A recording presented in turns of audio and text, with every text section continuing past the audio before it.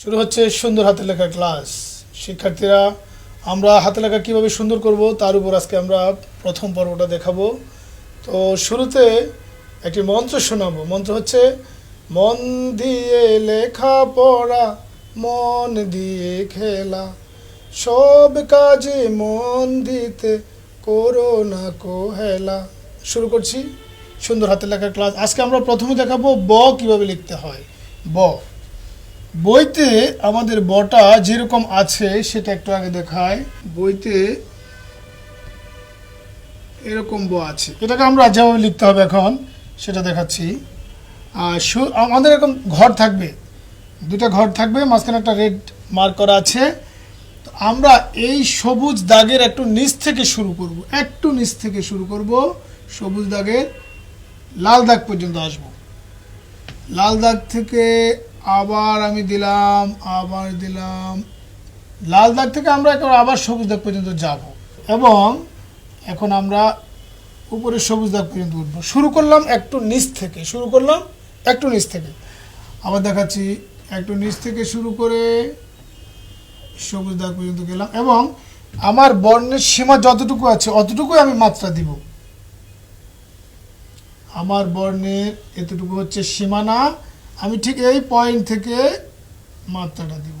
মাত্রাটা আমরা পরে দিব, তাতে সুবিধা আছে অনেক। আবার দেখাচ্ছি, এখন মাত্রা দিব। মাত্রা যদি আগে দেই তাহলে বর্ণের চাইতে মাত্রা বড় বা ছোট হতে পারে, সে কারণেই আমরা মাত্রাটা দিব পরে। যেমন আগে যদি মাত্রা দিই তাহলে এমন হতে পারে, তাহলে এই অংশটা বেশি হয়ে গেল। আবার এমন হতে পারে, এখানে কম হলো। সো সে কারণে মাত্রাটা আমরা পরে ব্যবহার করব। তো এই হচ্ছে আমাদের ব। ব আরেকবার দেখাচ্ছি আমি। বটা একটু মাত্রার নিচ থেকে শুরু করে এখন একেবারে সবুজ দাগ পর্যন্ত গেলাম এবং এখানে আমরা মাত্রাটা দিলাম। এই হচ্ছে আমাদের ব। এবং ব হওয়ার সাথে সাথে আপনি বয়ের নিচে যদি একটি শূন্য দেন সাথে সাথে র হয়ে যাবে। তো সেটা আমরা দেখাচ্ছি। আবার বয়ে শূন্য র আমরা যেভাবে লিখব, বয়ে শূন্য র, এ হচ্ছে আমাদের ব। আর ব নিচে শুধু একটা শূন্য দেওয়ার সাথে সাথে র হয়ে গেল, বয়ে শূন্য র। আবার দেখাবো বয়ে শূন্য র,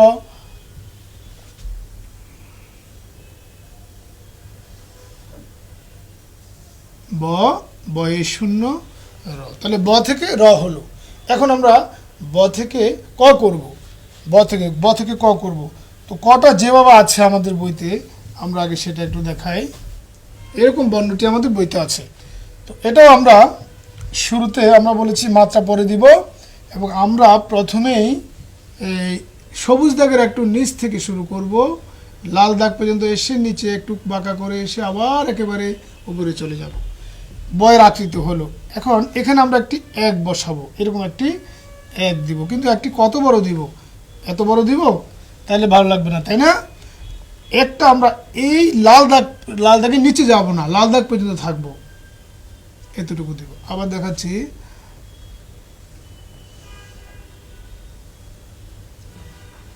এখন আমরা মাত্রা দিব। এ হচ্ছে আমাদের ক। ক আরেকবার দেখাই। সবুজ দাগের একটু নিচ থেকে শুরু করলাম, সবুজ দাগে গিয়ে শেষ করলাম। এখন এখানে একটা লাল দাগ ক্রস করব না এবং এখন মাত্রা দেব। এ হচ্ছে আমাদের ক। তো ব থেকে র হলো, ব থেকে ক হলো। এখন ব থেকে আমরা ধ বানাবো, ব থেকে ধ যেভাবে বানাবো। আর ধ বইতে ধটি যেভাবে আছে সেটা একটু দেখাই বন্ধুরা। এরকম বর্ণটি আছে। এখানে লক্ষণীয় হচ্ছে যে আপনি যখন ধ লিখবেন, আবারও বলছি, এই সবুজ দাগের একটু নিচ থেকে শুরু করলাম, একটু নিচ থেকে শুরু করে আবার এখানে আসলাম। এখন হাত তুলব না, উল্টা ঘুরাবো। মাথায় রাখতে হবে যে এই সবুজ দাগ ক্রস করবে না আমার উল্টা এই রাউন্ডটা, যেমন এমনটা হবে না, এমনটা যেন না হয়, অথবা এমনটা যেন না হয়, এরকম হবে না। তাহলে কি হবে? এরকম হবে। একটু নিচ থেকে শুরু করলাম আমি,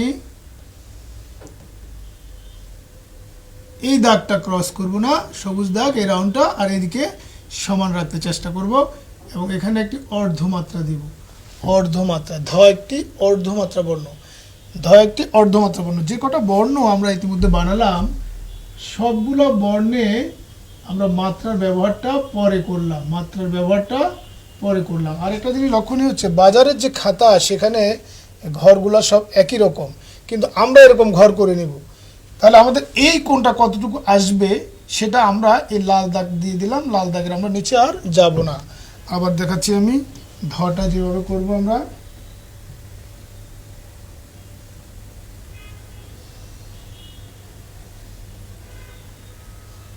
এ হচ্ছে আমাদের ধ।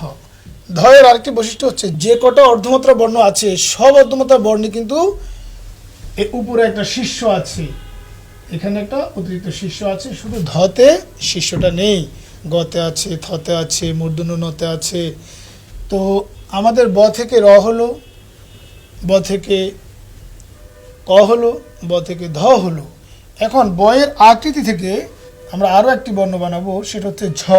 তবে বলে রাখি, ঝ হচ্ছে আমরা যে কটা বর্ণ শিখাবো আমরা বলেছি সবগুলো বর্ণের মাত্রা আমরা পরে দিব, কিন্তু একমাত্র বর্ণ ঝ যেটা শুরুতে আমরা মাত্রা দিয়েই শুরু করব। বইতে এই বর্ণটি এরকম আছে,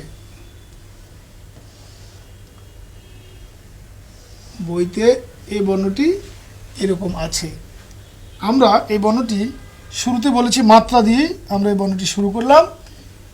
প্রথমেই আমরা সবুজ দাগের উপর টেনে নিলাম এবং ইংরেজি অনেকটা সেভেনের মতো, অনেকটা সেভেনের মতো, এইটা ঠিক থাকবে, এই জায়গাটা কম বেশি হবে না।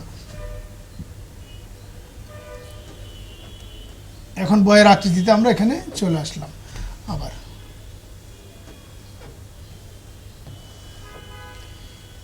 পরবর্তী এই টানটা আমরা ঠিক এই লাল দাগ থেকে শুরু করব, লাল দাগ থেকে দিয়ে আমরা একদম একটু উপরে উঠে যাব এবং এখানে একটি ছোট করে মাত্রা দিব। এখানে একটি উল্লেখযোগ্য বিষয় হচ্ছে, এই বর্ণটি বইতে আপনি এরকম পাবেন, এই একটি পা পাবেন ছোট, ছোট একটি পা পাবেন, এটা তো অনেক ঝামেলা। সে কারণে আমরা এই দুটো পা একরকম দিব। ঝ এবং রি এই দুটো বর্ণের অরিজিনালি বইতে এরকম একটা পা ছোট আছে, তাদের শিক্ষার্থীরা এরকম করে ফেলে, এই বর্ণটি তারা এরকম করে ফেলে। সে কারণে আমরা এই দুটো পা সমান করে দিলাম, সমান রাখবো। আবার দেখাচ্ছি বন্ধুরা, আমরা ছোট বড় করব না, এই পাটাকে আমরা সমান রাখবো, আমরা সমান করে দিব। এ হচ্ছে আমাদের ঝ। তো বন্ধুরা, আজকের পর্বটা হচ্ছে যে আমরা ব করলাম, ব থেকে র, ব থেকে ক, ব থেকে ধ, এবং বয়ের উৎপত্তি থেকে দেখেন আপনার ঝটাও হয়ে গেল। তো আমি আরেকবার দেখাচ্ছি পুরো বর্ণটা, সবগুলো যে কটা বর্ণ করলাম। প্রথমে ব, এটা পারার সাথে সাথে আপনি শুধু বয়ের নিচে যদি শূন্য দেন তাহলে বয়ের শূন্য র হয়ে যাচ্ছে। এখন আমরা ব থেকে ক বানাবো,